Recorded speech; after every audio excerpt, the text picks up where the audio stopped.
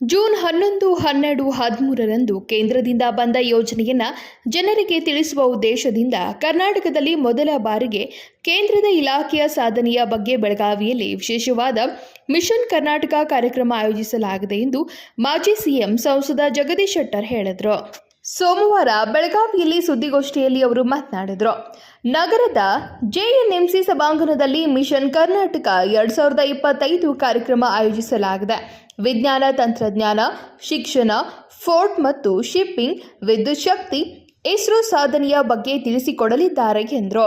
ಅದಕ್ಕೆ ಏನಂದ್ರೆ ಪ್ರಯತ್ನ ಇಂಡಿವಿಜುವಲ್ ಮತ್ತು ಎಲ್ಲರೂ ಕೂಡಿಸ್ಕೊಂಡು ಪ್ರಯತ್ನ ಮಾಡಾಕತ್ತೀನಿ, ಬಿಟ್ಟಿಲ್ಲ. ಡೆಫಿನೆಟ್ಲಿ ಅದು ಪ್ರಯತ್ನ ಮಾಡಿ ಅದು ಅನುಷ್ಠಾನ ಮಾಡುವಂತ ಕೆಲಸ ನಾನು ಮಾಡ್ತೀನಿ. ಅದಕ್ಕಾಗಿ ಇವತ್ತೇನು ಇಲ್ಲಿ ವಿಷನ್ ಕರ್ನಾಟಕ ಅಂತ ಹೇಳಿ ಇವತ್ತು NGO ದಿಲ್ಲಿಯಿಂದ ಬಂದು ಇಲ್ಲಿ ಮಾಡ್ತಾ ಇದ್ದಾರೆ. ಅವರು ಎಲ್ಲ ರೀತಿ ತಯಾರಿಯನ್ನು ಮಾಡ್ಕೊಂಡಿದ್ದಾರೆ. ಆ ಕಾರ್ಯಕ್ರಮ ಯಶಸ್ವಿಯಾಗಿ ನಡೀಲಿ ಅಂತ ಹೇಳಿ ನಾನು ಶುಭ ಕೊಡ್ತೀನಿ. ಮತ್ತು 11, 12, 13 3 ದಿವಸನೂ ನಾನು ಇಲ್ಲೇ ಇರ್ತೀನಿ. ನಮ್ಮ ಈ ವಿದ್ಯಾರ್ಥಿ ಬಂಧುಗಳು, ನಮ್ಮ ಜನಸಾಮಾನ್ಯರು ಇದ್ರ ಲಾಭ ಪಡ್ಕೊಳ್ಬೇಕನ್ನೋಂಥ ವಿನಂತಿಯನ್ನು ನಾನು ಮಾಡ್ತೀನಿ.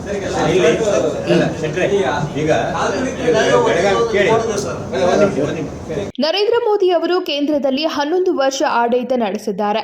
ಬಡತನ ನಿರ್ಮೂಲನೆ ಮಾಡುವಲ್ಲಿ ಶ್ರಮಿಸಿದ್ದಾರೆ. ಮೋದಿ ಅವರು ಅಧಿಕಾರ ಸ್ವೀಕಾರ ಮಾಡಿದಾಗ ದೇಶದಲ್ಲಿ ಕಡು ಬಡವರ ಸಂಖ್ಯೆ 34 ಕೋಟಿ ಇತ್ತು. ಆದರೆ ಈಗ ಆ ಪ್ರಮಾಣ 7.5 ಕೋಟಿಗೆ ಇಳಿದಿದೆ. ಇದು ದೊಡ್ಡ ಸಾಧನೆ. ಇದಕ್ಕೆ ಮೂಲ ಕಾರಣ ಕೇಂದ್ರ ಸರ್ಕಾರದ ಜನಕಲ್ಯಾಣ ಯೋಜನೆ ಎಂದರು. 3ನೇ ಬಾರಿ ಪ್ರಧಾನಮಂತ್ರಿ ಆದಂಥ ಪ್ರಮಾಣ ವಚನ ಸ್ವೀಕಾರ ಮಾಡಿದಂಥ ದಿವಸ ಹಿಂದಿನ ವರ್ಷ ಮಾಡಿದರು ಮತ್ತು ಕಳೆದ 1 ವರ್ಷದಿಂದ ಯಶಸ್ವಿಯಾದಂಥ ಸರ್ಕಾರ ನಡೆಸಿದ್ದಾರೆ.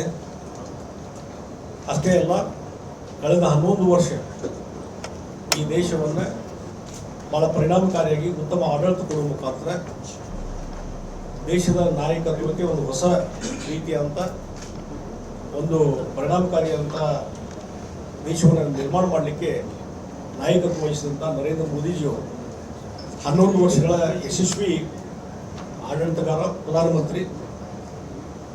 ಅವರ ಈ 1 ವರ್ಷ ಪ್ರಮಾಣ ವಚನ ಸ್ವೀಕಾರ ಮಾಡಿದ ಸಂದರ್ಭದಲ್ಲಿ ಮಾನ್ಯ ಮೋದಿಜಿಯವರಿಗೆ ಎಲ್ಲರ ಪರವಾಗಿ ನಾನು ಹಾರ್ದಿಕವಾದಂಥ ಅಭಿನಂದನೆಯನ್ನು ನಾನು ಸಲ್ಲಿಸ್ತಾ ಇದ್ದೇನೆ. ಬರುವ ದಿವಸಗಳಲ್ಲಿ ಇನ್ನೂ ಹೆಚ್ಚು ಉತ್ತಮ, ಇನ್ನೂ ಹೆಚ್ಚು